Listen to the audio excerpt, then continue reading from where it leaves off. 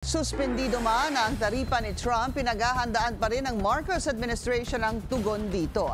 Makikipagpulong din ang top economic advisor ni PBBM sa kanyang US counterpart. Ang detalye sa agenda report ni Pierre Pastor. Pinulong ni Pangulong Bongbong Marcos ang kanyang economic team para pag-usapan ang magiging tugon ng bansa sa 17% reciprocal tariff ng Estados Unidos. Ayon kay Special Assistant to the President on Investment and Economic Affairs, Frederick Go, hindi naman daw gaanong dehado ang Pilipinas dahil ikalawa sa pinakamababa ang ipinataw na taripa. Gayunpaman, anumang dagdag sa tariff ay makaaapekto talaga sa ilang industriya. Pero positibo naman si Secretary Go na matitibay na rin ang ilang negosyo sa bansa.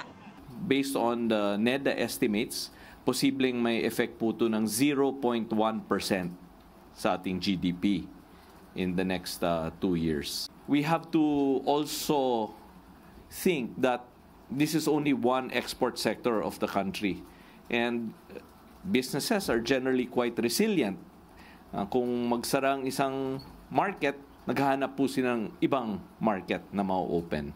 Ayon kay Secretary Go, may ilang mga hakbang na gagawin ng pamahalaan para maagapan ang epekto ng dagdag sa taripa.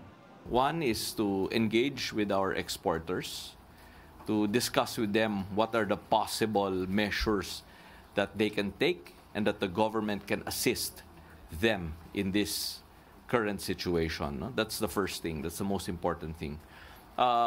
Secondly, we have to monitor kung anong ginagawa ng mga ibang neighbors po natin. No? Ano yung mga reaction nila dito sa tarifa at ano po ang reaction din ng Estados Unidos sa kanilang mga requests.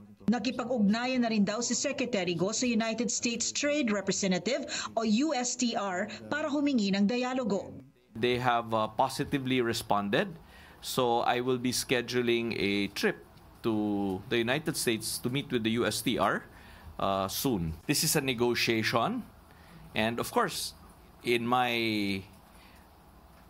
opinion, the best possible outcome is a free trade agreement. No, a free trade agreement means zero tariffs on their side, zero tariffs on our side. Balak din daw ng mga trade minister ng ASEAN na makipagpulong sa Amerika.